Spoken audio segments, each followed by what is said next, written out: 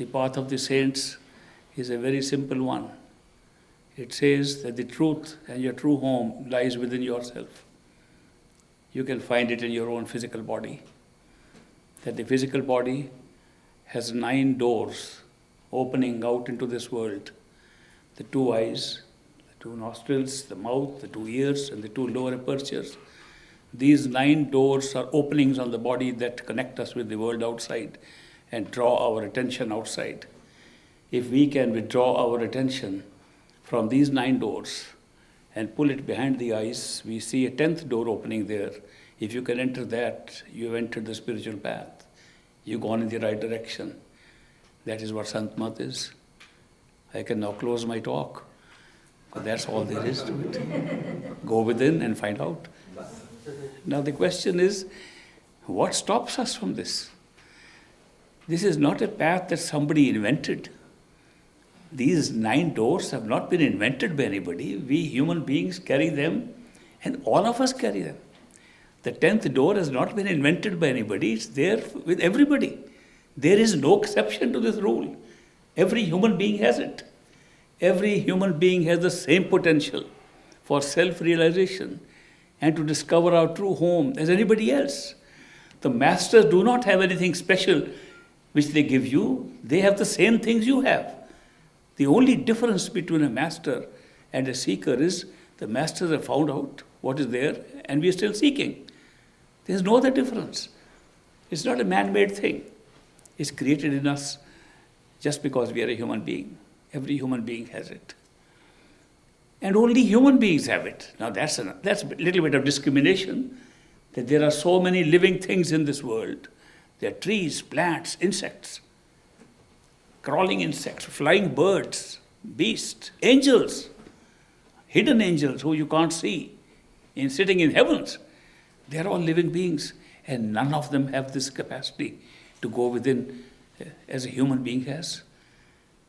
How come the human being has been placed in such an advantageous position compared to all living things? According to a list that is contained in one of the earlier Indian scriptures, there are as many as 8.4 million species of living beings. Human being is only 1 out of 400,000 species at the end of the list.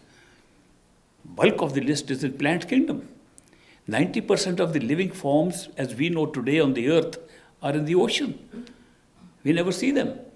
If you see, life has been spread out in so many forms, and yet there are living beings in the heavens, some being tortured in the hells, some living in astral, sub-astral stages, some living in the higher realms of consciousness. None of them have this ability to find the 10th door and go back home, which a human being has. How did this happen? How come that they say that man is created in the image of the Creator? He's the closest being to God. How come they say that this body of ours, a human body, is Nar-Narayani De, which means a body similar to the Narayan and given by him? How can they call a body, physical body, so far removed from the higher levels of consciousness, to be similar to God? Where is the similarity? Does God have a face like us? Does he have 2 eyes and ears? Of course not. God is formless. It's a power of consciousness. Then what is so common that we should consider a human being to be so close to the Creator? You will be surprised to know that what is common is not the shape or the form of the body. It's not how the body functions. It's not the life or death of the body. What is common between the human being and the Creator is they both experience free will. And nobody else has that experience. God in his free will creates the whole universe. Everything is happening according to one great will, which is the true will. And that will determines whatever has to be created, whatever will happen anywhere, at any time. That will is the sole creator of all creation. That's the real free will. And human beings only at this level have the same experience of saying, I can decide what I want. I can make my own destiny. I can decide to go this way or that way. I have a choice. Nobody else has a choice. The trees, the insects, they go by their instinct. They have no choice. They react to whatever is around them. They never have to deliberate. Should I or should I not do this? Is it good or is it bad? This is only being done by human beings. This experience of free will is only existing in two forms, the human form and the Creator's form, nowhere else. What's the importance of this free will? What's the importance of knowing that you can make a choice?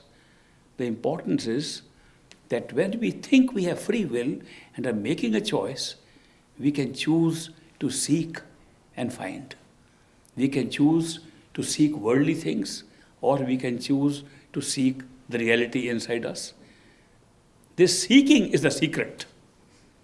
That is why they say, who is a disciple? A disciple is not one who follows anybody. A disciple is one who seeks. A better term is seeker. One who seeks, he alone finds. If you don't seek, you never find. Nobody is found without seeking. This is a special gift given to us, human beings, that we, because of the experience of free will we have, the choice making we do, we have the choice to seek and find.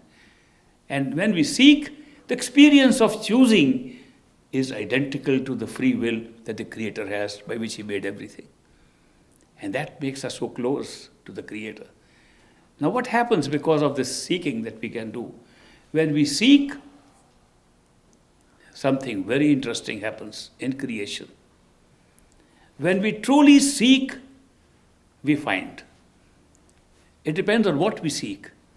If we seek worldly wealth, we get it. I saw a book called The Secret, and there's a movie also made on it. It says whatever you want to find, just think of it devotedly, without doubt, you'll get it. There is a song, a devotional song in Guru Granth Sahib by Guru Arjan Dev, which says, Jo mange Thakur apne te, soi soi wo deve. Whatever you ask from the Lord, He will give you. When such statements are made, that whatever you seek, you can get. Also, of course, there are some conditions attached to that seeking. One is you should have no doubt about it. And when we seek with our minds, we always have doubt. That's a problem, that we can't seek without doubt. If we seek without doubt anything in the world, you'll get it. That's the truth. If you seek God without doubt, you'll get God. If you want to seek your own true self within yourself, without doubt, you will get it. What is this doubt business that's coming in the way that's stopping us from getting anything? Doubt is a creation of a little mechanism, a little machine installed in our consciousness. And we call that machine our mind. It's a thinking machine. It thinks, it creates doubt. If you did not think, you would never have a doubt. Have you ever thought of it? Where the doubt comes from? Nobody has ever had a doubt without thinking. Thinking is what leads to doubt. I have met friends who went to university with me, very certain of some things. I said, let's think about it a little more. And then they were doubtful about what they were saying. It's such a wonderful thing that the mind, which should generate rationality, logic, makes us see sense and reason into things, is also the greatest creator of doubt. And that is not all. Doubt leads to one more thing, which is even more hurdlesome than doubt. Doubt leads to fear. You can't have fear if you don't have doubt. One becomes fearless if one is doubtless. If one has no doubt, one has no fear. Fear is itself a child of doubt. Therefore, sitting with our mind in our head, which was given to us as a beautiful gift. Why was a mind given to us? So we could sense perceptions, make sense of what we are seeing, what we are touching, tasting, smelling.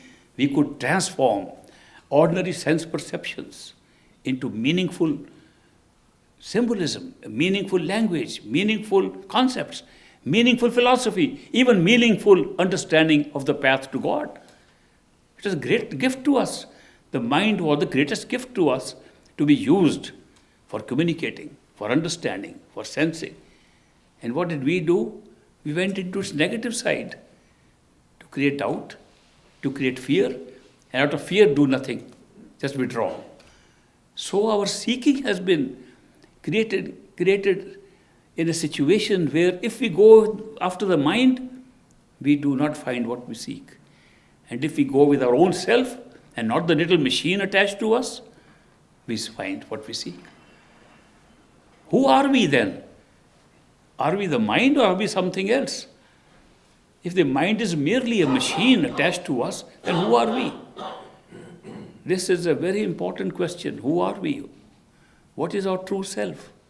Who is it that speaks and seeks? Who really is asking for answers to questions? When we look deeply into it, we find that our basic consciousness, our ability to be aware, that alone is our own self. Our soul, our spirit is consciousness.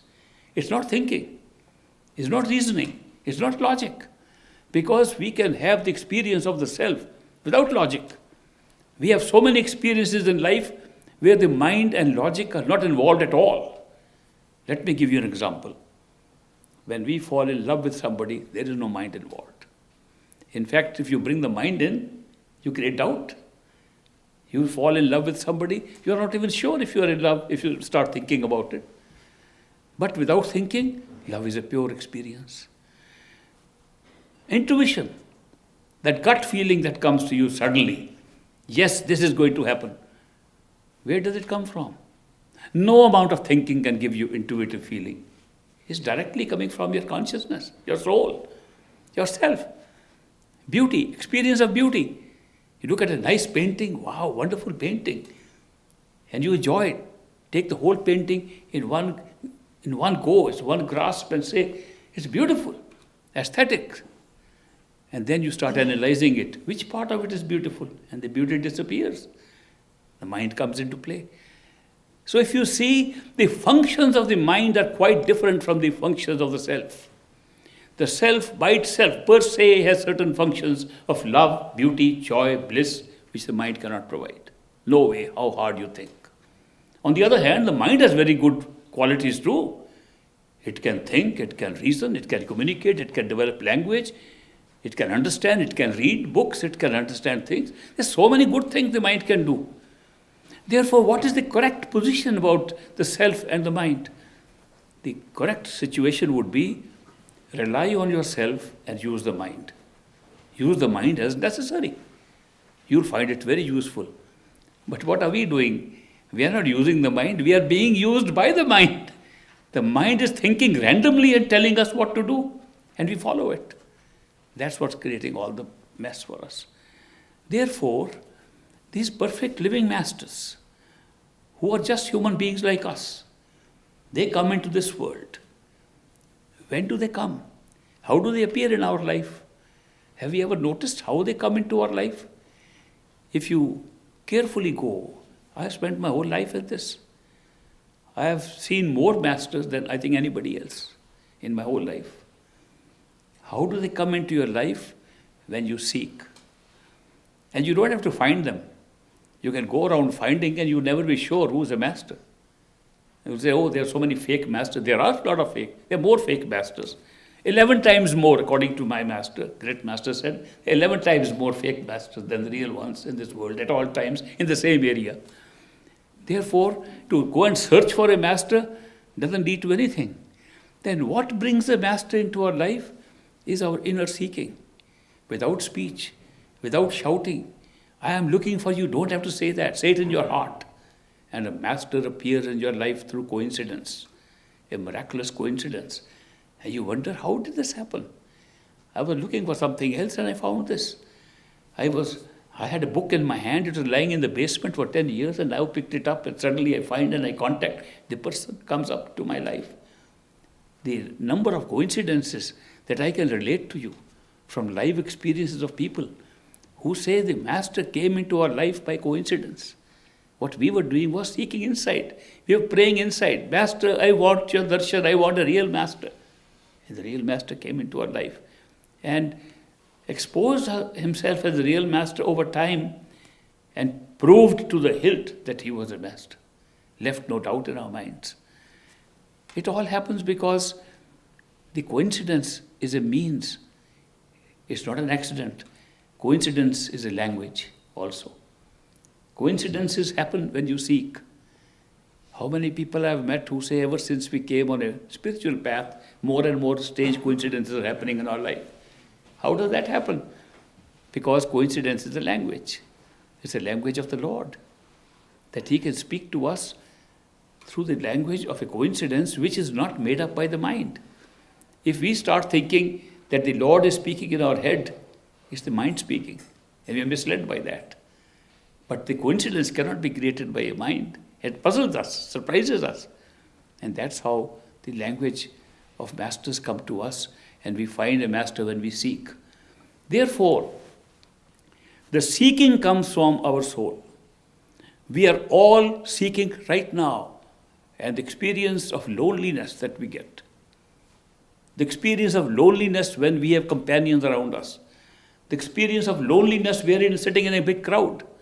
The experience of loneliness when we found somebody, and after a while we find we don't really match each other because we are not connected in spirit. We may be connected in the body. We may be connected in our senses, but we are not connected in our spirit. When that feeling comes, we are again lonely. Where is this loneliness coming from? It's coming from the seeking of our own truth, the seeking of our own real self. That seeking, we are all seekers. We are all being diverted from our seeking with our minds. We are getting desires and attachments to things that the 9 doors of our body are creating for us around us. So we have no seeking of the inner truth which is inside.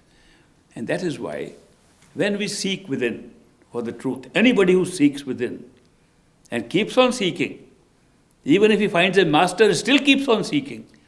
Says, I want the ultimate truth. The one who says that I want the ultimate truth and keeps on saying within his heart, a perfect living master will come into his life by coincidence.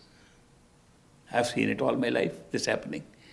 Therefore, when we say, what is the path of the masters? First of all, it's meant for seekers. A man came to me once, he said, I am very happy in this world and I am very content. I've got a nice job, I get plenty of money, I can do what I like, and I have got friends. Why should I follow your path?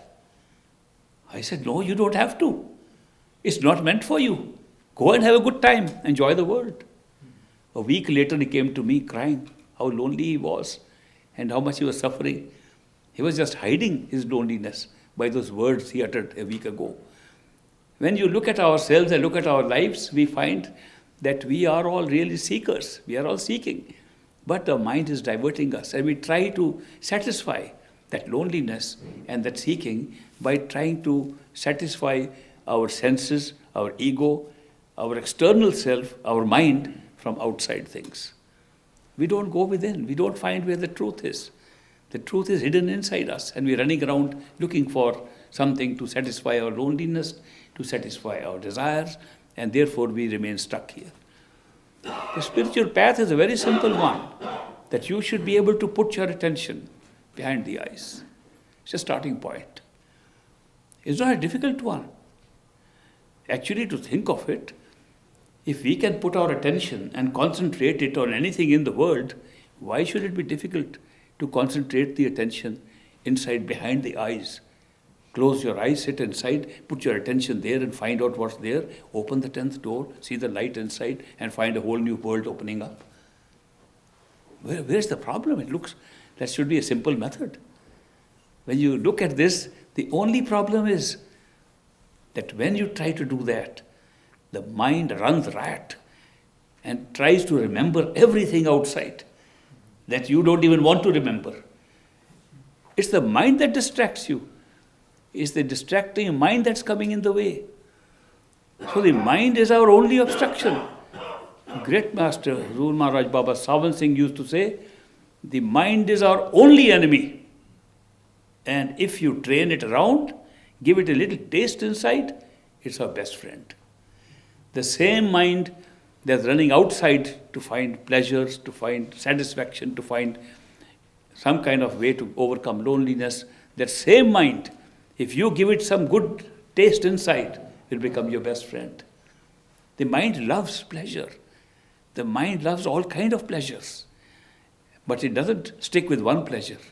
If you keep on giving the same pleasure, it leaves that and looks for another pleasure. It likes a variety of pleasures. If you can find a variety of pleasures for the mind inside, the mind becomes a guide and a friend of ours in the spiritual path also. So therefore, It's a question of turning the mind around. It's a question of giving him some initial experiences that are good. The best experience one can give to the mind is to find out that there is a friend sitting inside. There is a friend whose friendship is unconditional and is sitting inside us. To get this experience, since there's no way, we close our eyes, we see darkness, there's no way to get that experience. Therefore, the friend who's sitting inside, and sitting inside all of us, he must appear outside. He appears in the form of a perfect living master. When he appears outside, he becomes a friend outside. There was a very great disciple of great master Baba Sawan Singh. His name was Dr. Ishwar Singh. He was a veterinary doctor. And he, toward the end of his life, said, we do not realize a master, a perfect master, is a friend first and a master after that. It's not the other way around. It's not that we find a master who's friendly to us. We find a true friend, a friend who does not judge us, a friend whose love is unconditional, a friend, if we are good, he loves us. If we are bad, he loves us. If we love him, he loves us. If we hate him, he loves us. If we kill him, he still loves us. That kind of friend is not easy to find in the world. And yet he's a human being. He appears outside in our life as a human being and has this qualification of unconditional love in his friendship. When you find such a person and have this experience, then he does not say, keep on following me. He says, I am here with you temporarily.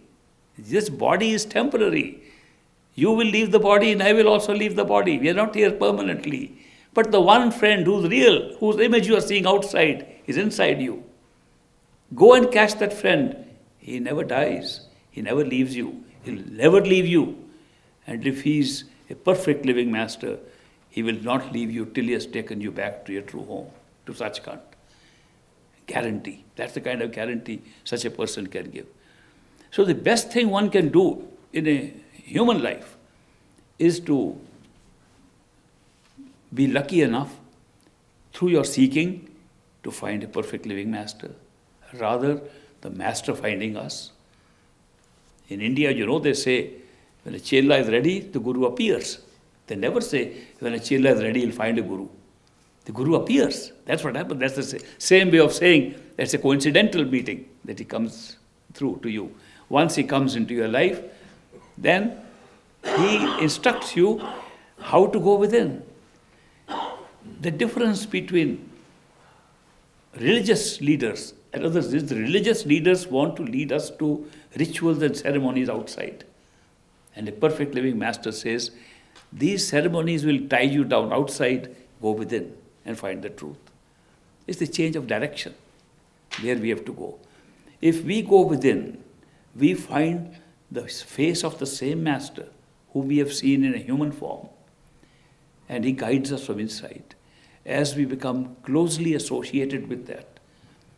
And because all things are radiant and illuminated in the inner planes, in the very first inner plane, things are all illuminated. We see that form in a radiant form. That radiant form of the Guru, of the Master, perfect living Master, if you have found that, you have achieved your job. Don't worry about Sachkhand or true home where it is, it's his responsibility. Our job ends when we find the radiant form of our Master inside. Thereafter, it's his job. And he takes over. He takes over and you go, two of you as friends in all the regions of creation. There's so many worlds more than the physical world we see here. And many curious seekers. I have met many curious seekers who have stayed on the way. And the Master says, yes, he gives a long rope. He says, go have a good time. You had a good time in this world. Now you have a good time in the real worlds. And then gradually, darja by darja, stage by stage, step by step, he takes you back home. And his responsibility does not end till he has taken you back home and merged you in totality of consciousness. That's the beauty of this path. The spiritual path is to seek and be found by a master who tells you how to manifest himself in your own head through meditation. and through that process be a permanent friend, then travel together everywhere. It's remarkable how much our life changes just by this one single step. One single step of finding the radiant form of the Master inside removes your loneliness forever. Nobody can be lonely after that because you have a permanent friend day and night, 24 hours. All the time you have a friend. In the beginning you can close your eyes and see him. Afterward, without closing your eyes, you can see him. You can drive your car, he's sitting on the seat next to you. You can walk and have a walk with him. You can walk and talk with that man as if he's alive and walking, even if he's not physically alive. That kind of relationship, that kind of friendship. You crack a joke, he gives 2 jokes in return. He has a sense of humor. He has a sense of playfulness. You know, when people said, how did the Creator create this world? When he exercises will, our will is limited, free will. Our free will is very limited. And we only operate in certain situations where we have a choice. Can you imagine if you look at your life, 90% of the life you don't have choice. You have no choice where you're born. You have no choice how you're brought up as infants. You have very little choice. If you see the moments of choice making, they are very few. But the ultimate Creator had all choice, full choice. How did he create? What was the name of his choice-making ability? In Hindi, in Punjabi and Hindi, they say it was his Mauj. And they try to translate the word Mauj. What is Mauj? Mauj is not will. They say he's having a Mauj, he's having a good time. That's also Mauj. Mauj really literally translated would mean a very playful will. It's a playful will. He's a playful creator. You can see around how he's created the opposites, the pairs of opposites he has created. It's a playful game. One of the big questions comes up, if he was such a playful creator, he could have created all games. We could be just playing games, having good fun. Why did he decide to create terror? Hospitals, illness, disease, sickness, crime, all this thing, negative thing that we see around us. What was the need to create all that? He would have done a good job if he just created a few heavens for us to enjoy. Why these hells? Some hells outside and some hells we make right here. Why did he create this kind of situation? The answer is very obvious if we try to look at it, that can we experience anything through consciousness which has no opposite? It's impossible. You will notice that if there was no unhappiness, none of us would have known what happiness is. If there was no darkness, light would have no meaning. Just think of it. Supposing a certain amount of light was always there, whether you close your eyes, open your eyes, it never disappears, you would never have seen it, never noticed it. Nothing can be experienced here except through the opposite of it. The world has been created in opposites. It's a pair of opposites. It's the duality of this world that makes it what it is, what makes it real. Therefore, everything has been created in opposites. And all this negative thing that we see are the opposites. So that we enjoy the positive in relation to and looking at the contrast between the opposite of that, the negative.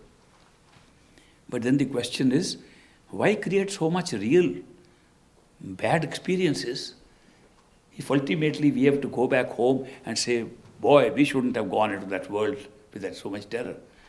But we misunderstand it. We have not come anywhere. We are still there. We are changing our experience. We've just gone to sleep there. And had a nice, terrible nightmare of a dream. Now, supposing we have a very bad dream, and it's a terrible dream, and we feel so bad, so much cruelty we see in the dream, and wake up. We say, thank God, it was a dream. That's exactly what we say in Sachkhand. Thank God the whole thing was made up. Thank God what we thought was real was made up for the sake of generating an experience. Was made up so that even our experience in our true home should be different. In Kabir's Anurag Sagar, Ocean of Love, he describes that even souls, individuated consciousness, living in such kind of true home, those souls there, who have never left the soul. They're dancing and singing in joy. To give a description which we can understand in the physical language, he said there are those souls that are dancing and having bliss all the time. And then there are souls, small number of souls, who came into this world, came to the physical world and went back. And we dance even more than them. And they wonder, what is special about you guys? You've been through some terrible situations and gone into a different kind of world and come back. And we tell those souls which are living there, you don't know what you're missing. You don't even know what you have, because you didn't get a chance to see the opposite of what you are having. Therefore, the business of pairs of opposites has created all these experiences for us. The different worlds we say have been created are not really created, they are levels of consciousness. They are experiences of consciousness that have been created. How do we find out? By going within. The answers to these basic fundamental metaphysical questions lie all within ourselves. Otherwise, it's a question of believing, and it's blind faith. In the tradition of perfect living masters, there is no place for blind faith. You can have blind faith in religion. You cannot have blind faith on a spiritual path. If somebody says, believe me because I am saying so, I would say run away from that person. If somebody says, test it out yourself, verify by going in, I'll believe that person. Says, experience it yourself and believe only that much which you have experienced. Leave the rest for further experience. I'll believe that. I was myself a very great skeptic about these things. And I have to pass through that skepticism. I think skepticism is great because it makes you question everything. Unless you are satisfied, you are following blindly somebody's statements, and that's blind faith. Blind faith has misled people all over through religion, other kinds of faiths that are going on. Nobody is testing it out. Nobody is verifying it. That would be our condition if we just follow blindly somebody what he's saying. Therefore, on the spiritual path, on the path of the masters that I'm talking about, the path of great master, there is no scope for blind faith. Now, what's the basic difference between blind faith and the opposite, which I call living faith, is that blind faith is a one-time acceptance of something somebody has said. There's no change in that. If somebody says God is sitting on top of this building, you believe it, I believe it, it will remain the same forever. Living faith grows every day. Every day a happening comes into your life. A new miracle happens in your life. And faith builds up like every growing thing, every living thing. Faith is also like a living thing. It grows. That's not blind faith. So blind faith must be experiential. You should have your own experience for it. And then it grows with you. That is what counts in this path of the masters. So therefore, somebody says, we explain away the creation of all the terror and negative things here by pairs of opposites. What about our true home where there is no opposite? There is no time, there is no space, there is no opposite. What happens there? What about the principle of pairs of opposites? The beauty is by creating this creation with pairs of opposites. The world of our true home without pairs of opposites becomes its opposite. And therefore coming here reveals to us that even the world with no opposites has an opposite which is the world of opposites. It's an amazing setup. How we come up here and experience and go back and see the whole big picture. And we see how lucky we are to have had the experience of different levels of consciousness. And the best experience was to have a human life here in the physical world and then go up stage by stage. The steps we have to take are very simple. This body of ours has two parts. The eyes are the dividing line. Below the eyes are several organs, the rest of the body, heart, lungs, belly, reproductive organs. All those are located below the eyes. They sustain our life, they sustain the physical world, they sustain our energy. They are energy centers. We call them the 6 chakras. The 6 chakras that lie below, 6 centers of energy, they all lie below the eyes.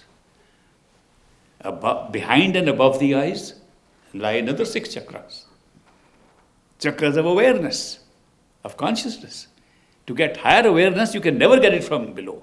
You get higher energy. You can get different experience of energy. And people who do various kinds of yogas and go into those chakras, they get unusual experiences, but they're all experiences of energy, not of higher awareness. They don't know who they are.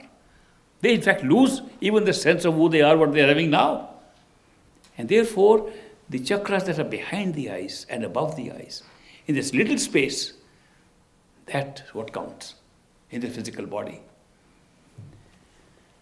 Once upon a time, it's a true story, that my uncle, my father's elder brother, was working in Karachi, now in Pakistan, as a meteorologist, weatherman. And he was a disciple of Great Master. And he invited Great Master to his house to spend some time on Clifton Beach, which is a nice beach house he had. So Great Master went there. I was also young and a part of the party that went. There, my uncle and his wife, they used to go to a Swamiji, Swami Brahmanandji, who was teaching yoga of the 6 chakras, but in addition was a great practitioner of Ayurveda. So he would give Ayurvedic medicines. Since my uncle and his wife were practicing meditation according to Great Master's instructions, they wouldn't go to him to learn yoga, but they went to him to get Ayurvedic medicines, which they liked. When they heard that Great Master is coming, they went to that Swamiji and said, Swamiji, our master from Punjab is coming, and we'd like you to have his darshan. And he said, yes, bring him, I'll give him my blessings. So they were a little surprised at the answer. But anyway, they decided how to now make the two gurus meet. So they decided to have a lunch where they will invite this Swamiji, and also Great Master will be staying in their house, so they'll put them together in love seat and see what happens. So Great Master was living in the house, and Swamiji was invited. He came with his saffron-colored robes, and he had a little muffler like this, saffron-colored muffler, which he used to wear like this. And he walked like this, with great style. I still remember him. With great style he worked. And he came, and they seated him first. Then Great Master came out of his bedroom, and they made him sit next to him. And they said, Master, this is our Swamiji Brahmanandji, from whom we get Ayurvedic medicines. We were talking to you. And Great Master bowed like this. He said, Swamiji, I salute you. And Swamiji raised his hand and he said, I bless you. We are watching all this. He said, this is a strange thing. Things are turning out a different way than we expected. And this is the Swami giving blessings to Great Master. While they were sitting there, Great Master says, Swamiji, isn't it a pity that so many Swamis are lost in their search for truth in the 6 chakras below the eyes? And nobody cares for the remaining 12 chakras inside. Nobody is aware of the 18 chakras that exist in us, in the body. Swamiji looks at him and says, Master, I never heard this 18 chakras business. Where are those 18 chakras? He says, Swamiji, don't you know? These 6 chakras are only energy chakras below our eyes. And the 12 chakras of And, Khand, Brahmand, such Khand are inside, behind. He said, I have never heard of that. Will you explain to me a little more details? These 12 other chakras that you're talking of. I'm not familiar with them. And Great Master says, well, we don't have enough time here, but if you come to the Dera in Byas, I'll tell you more about it. At that, the meeting ended. They had lunch and left. And Swamiji could not sleep at night. He said, I never heard of these 12 chakras. I have to find out. He told his congregation one day, I'm going to wind up this ashram and go to and meet that man with the white beard and check out what he meant by these 12 chakras inside. So he packed up everything and came to the Dera. And the Great Master heard that Swamiji has come. He said, give the best suite in the guest house to Swamiji. And there should be attendants on him 24/7. Look after him well. Feed him the best food. And he will sit next to me when I give a discourse in satsang. Also, he has access to me 24 hours, day and night. He can meet me whenever he wants. So this was told to the Swamiji. He went into the best guest house. He was taken care of all the time. And he tested out whether the great master really meant that I can see him anytime. In the middle of the night, he would walk up, knock the door. I want to see great master. Oh, yes, Swamiji. He's given instructions. Then wake up the great master. Swamiji has come. Yes, Swamiji, what can I do for you? Oh, I just wanted to ask a few questions, but I can do it another time. Just to test out whether the hospitality was real. It was real. Then after some days, he began to attend the discourse, and great master made him sit next to him on that high stage that was set up there. It's a little high, about 4 or 5 feet high. And great master would give discourse. These yogis and swamis, they're caught up in these chakras, know nothing about those higher chakras. And Swami would look at him like this. After a few days, he said, Master, I have a little problem. He says, Swamiji, what is your problem? My problem is when you speak, I have to bend like this to look at you. I'm having a pain in my neck. And great master said, oh, I also noticed that. Swamiji will now sit in front. So from the stage he goes and they place a chair in front. After a few days, Swamiji says, Master, I am having a problem. Now, Swamiji, what is the problem? He says, the problem is when you sit so high, I have to look up like this and I'm getting a pain in my neck. The master said, I also noticed that. Put his chair 30 feet behind now. Then the chair goes back 30 feet. Then he says, Swamiji, I have a problem. Master, I have a problem. What is your problem now, Swamiji? You've given me a chair to sit. I obstruct the views of the disciple sitting behind. I don't like it. Master says, I also noticed that. Remove the chair. Swamiji sit on the floor. Ultimately, Swamiji was just like anybody else. And no more 24-hour access. He stood in line like anybody else. And great master gave him a little room to set up his Ayurvedic lab. And I was at that time learning how to practice homeopathy. So we would sit together and compare notes. So I was sitting with him. He was very bright-eyed Swami, I must say. We were comparing notes. He said, this master of yours is a very great diplomat. I said, what do you mean? He said, if on the first day I had been treated like I'm being treated now, I would have run away. He gave me so much hospitality, VIP treatment, and he caught me. Now I'm trapped by his love. I cannot go anywhere. His love has pulled me.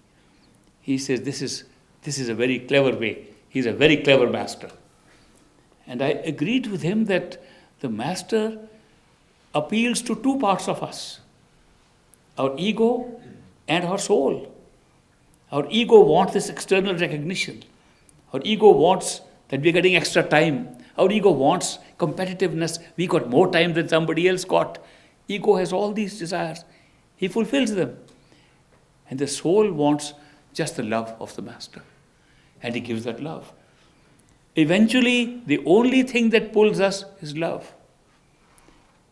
Why does he teach us to meditate? For our mind. Why does he teach us follow this diet, do these things for our mind? Our mind loves these things. And they are all for our ego and our mind. What eventually pulls us? None of these things count above the mind, above the causal stage, second stage of consciousness. Nothing counts except love. And love alone pulls us. And you can experience that love from the beginning. As other things disappear, the love of a master begins to pull you.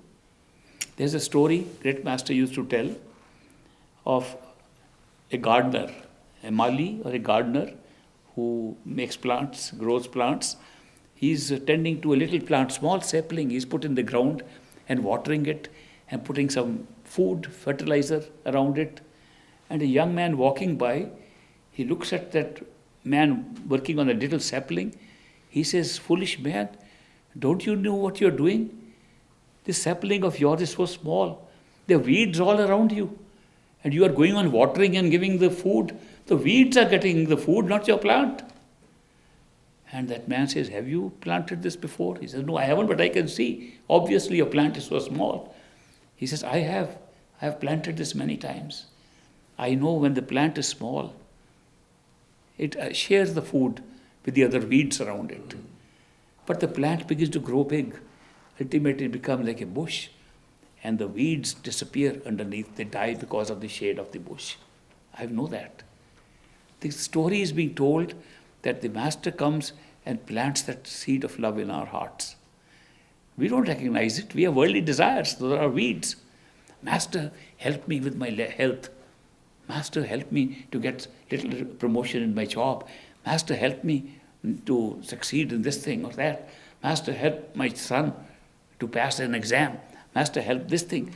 We are all asking for weeds. The weeds are being fed by the Master. Oh, yes, this will happen. Yes.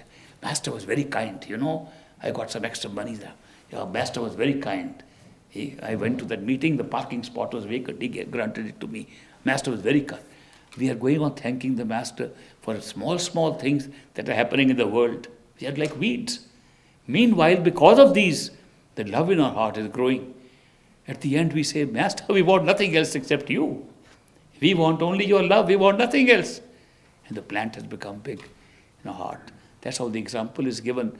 Because ultimately, this path is not a path of mental exercise. This is a path of love and devotion. That's it. And why do we say love and devotion? Prem or bhakti, love and devotion. We don't use one word. It's love and devotion. The reason is that we call attachments as love. Human beings have been used to calling all attachment in this world, I love my children. You are attached to your children. I love my house, new house I got, beautiful. I love my house.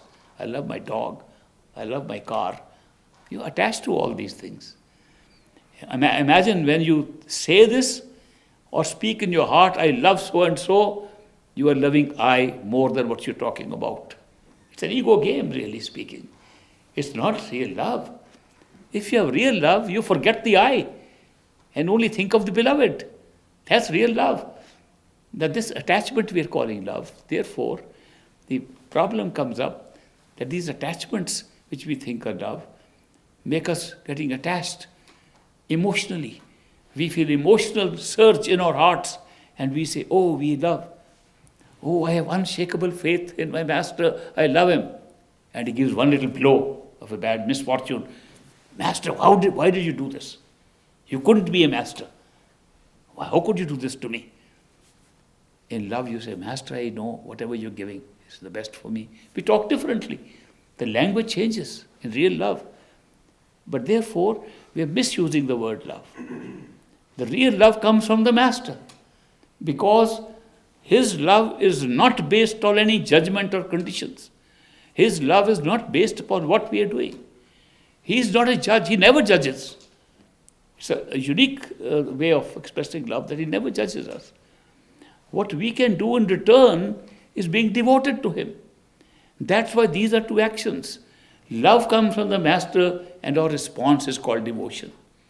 That's what prem and bhakti really means. Love and devotion really means that. That we experience the love of a Master, which is unique. And in turn we are responsive to him and we are devoted to him. And we express our devotion in so many different ways. So love and devotion is the secret. One of the mystics in India, Paltu, says, Sahib ke darbar mein keval bhakt pyar. In the court of the Lord, nothing else counts except love and devotion. The truth is, above the mental plane of consciousness, which is the causal plane. Astral plane is plane of sense perceptions. Causal plane is the plane of the mind. Beyond that is our spiritual plane. No mental gimmicks operate there. Only love and devotion counts. Therefore, masters really play a game with us. They come and they satisfy our ego by telling us methods of what to do. And we follow the methods our mind likes. Every time you classify something into 3 parts, 5 parts, 10 parts, our mind says this must be true. Because his good analysis he has done. The 5 stages of consciousness, right? Like the 5 worlds, we are going step by step, one over the other into the other. Mind accepts it. Looks very good. There are no 5 stages. There are just 5 levels built one into the other. If you actually go and see, you will find that was made up story for us.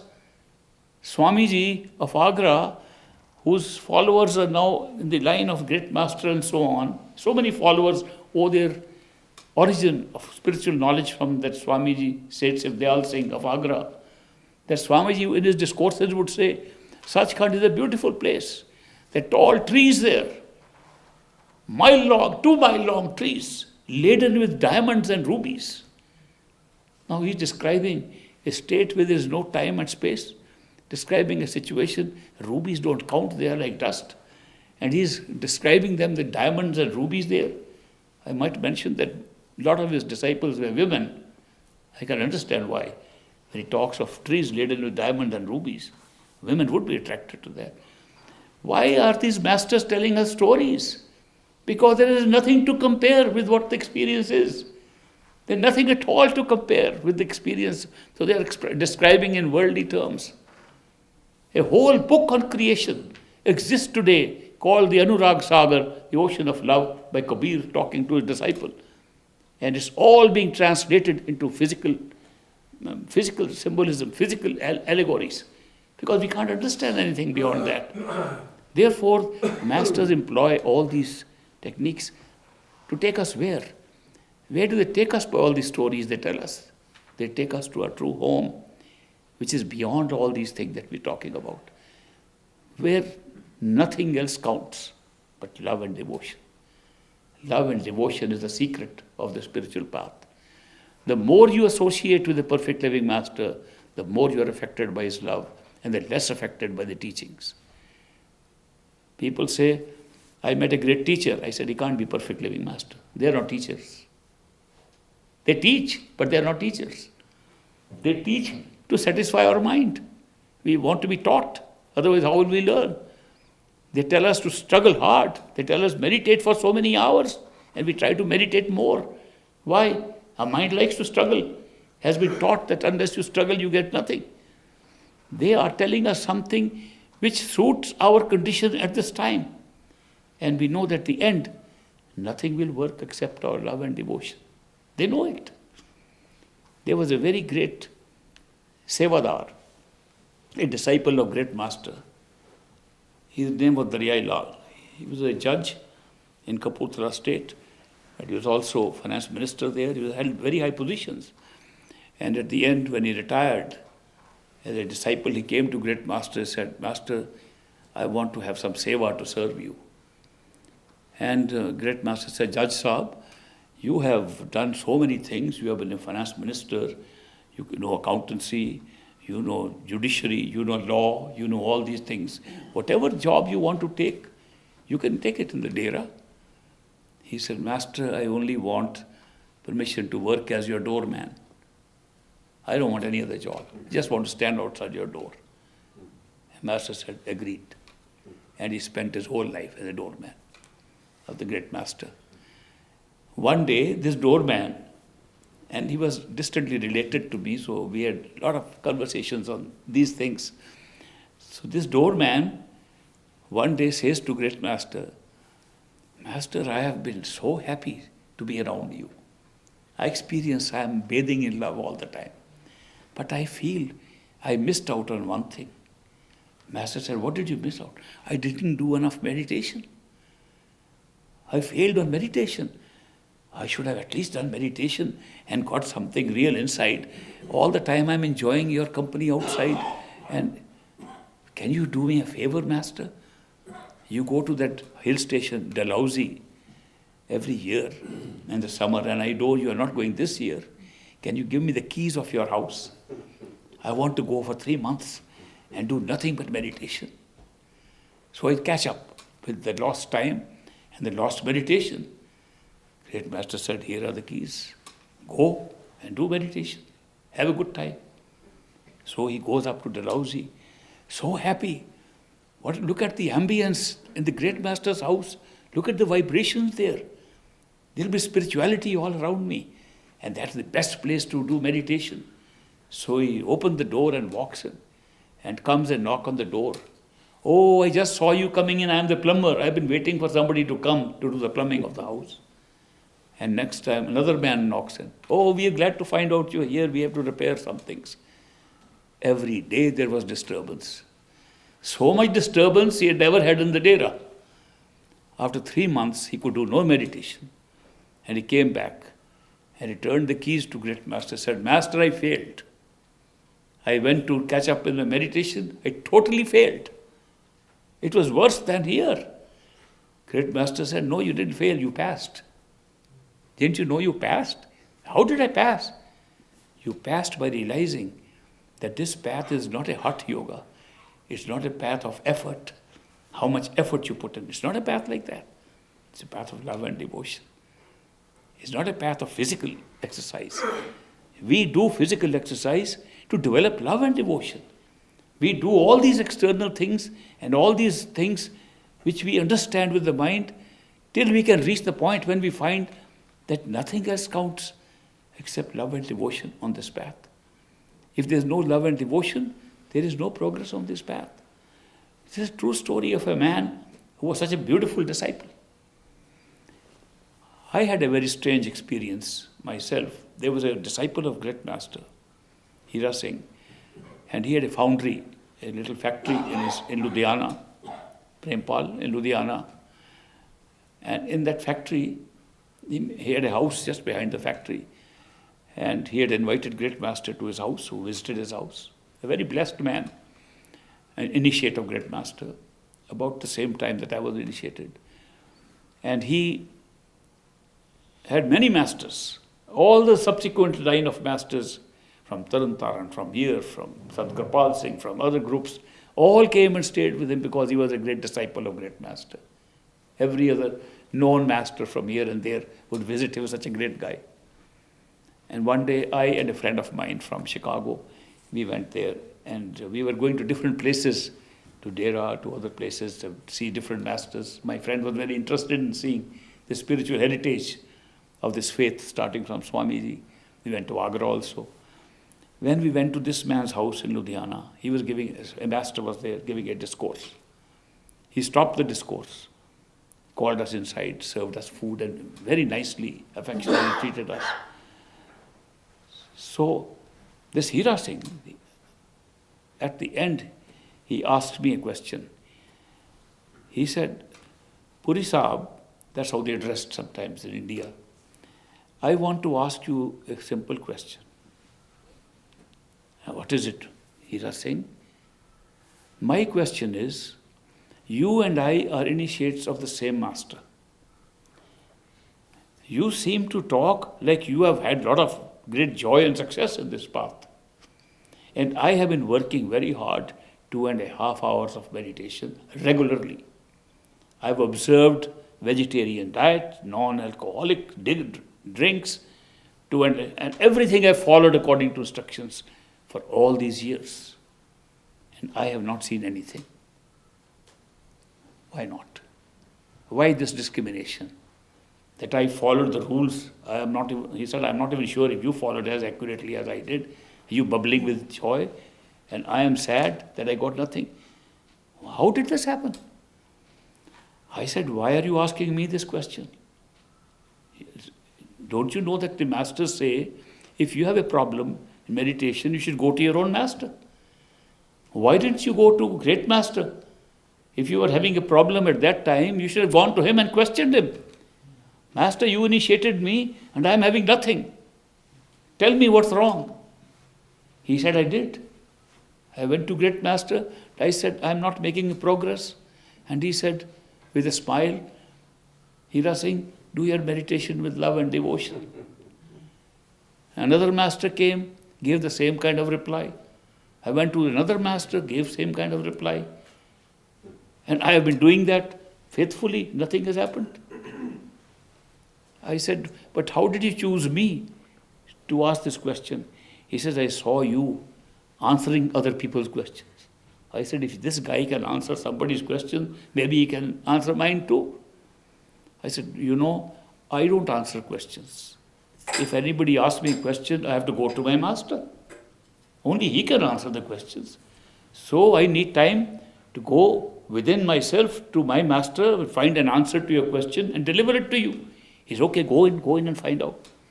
I said, it takes time. How much time will it take for you to get answer from your master?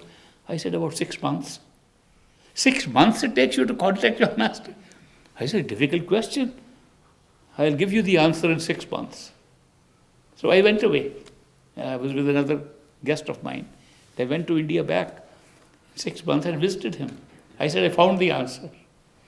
The answer was being given to you by every master you talked to. They said, do your meditation with love and devotion.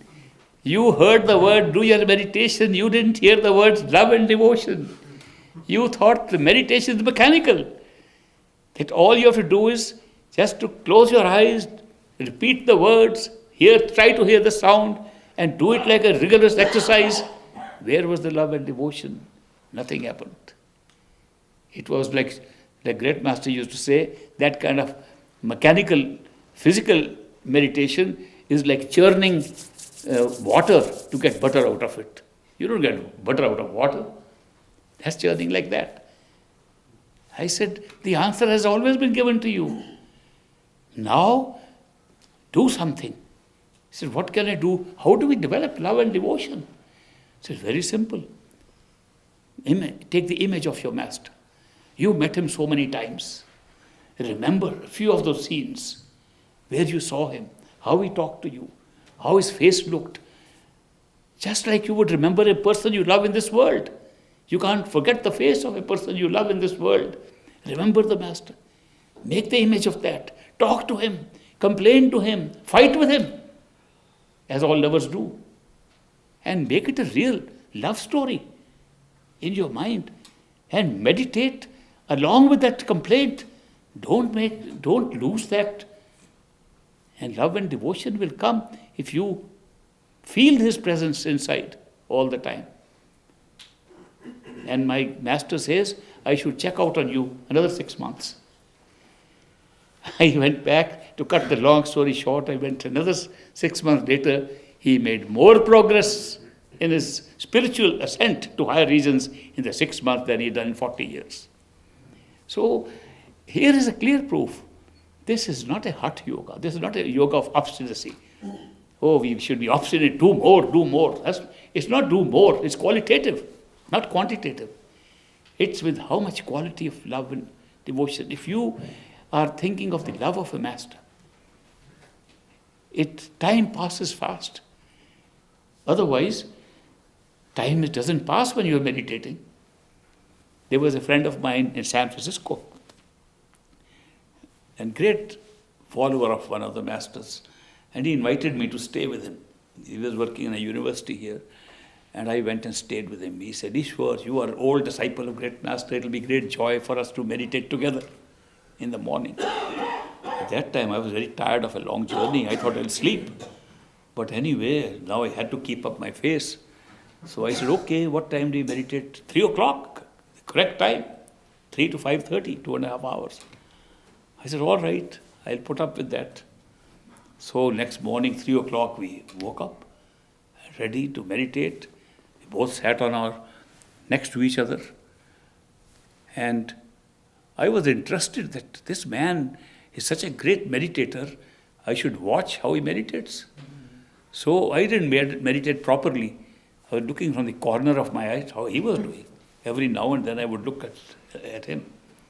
And I was surprised. Every now and then he would look at his watch. I was surprised. When I looked at him, he was doing like this. 2.5 hours passed like that. He said, oh, that was Ishwar, very good session with you, meditation. I said, I have to make a comment. I hope you don't mind. I think you meditated more on your watch than on the third eye. Because unless we meditate with love and devotion, time doesn't pass.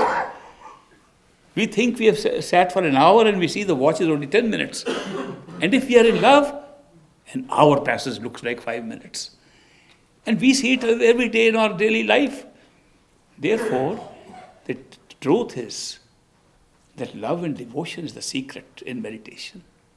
Without that, it's hollow.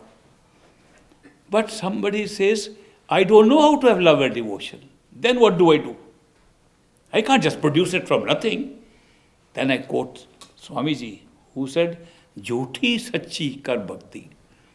If you don't have real devotion, pretend to have devotion. Even pretending to have devotion will create real devotion at the end. It starts with pretense. Even that's a better act than saying that all my yoga and all my sitting in a certain position and repeating words like a parrot is going to get me anything. Repetition like a parrot doesn't give anything. Parrots would get everything that way. And to sleep not to sleep at night and to just keep on saying I'm doing my meditation. Bulle Shah says, if waking up in the night was the only way to get truth, dogs would have got it long ago. They wake up and howl every night. So he's a very blunt guy, Bulle Shah. On the other hand, he says, Rabda ki pana, atho putna athe lana. It's not difficult to find God. Take your attention from here and put it there. That's it. It's a question of putting your attention at the right place. And if the attention is distracted, but I tell you there's nothing like putting the attention behind the eyes with love and devotion. That's the secret. I've given you some basic things about the path of the masters. Seek in your heart, masters come to you. You are already, so many of you are so lucky that you have been given Naam and initiation, and that has helped you to go along, have faith. Now make use of that faith.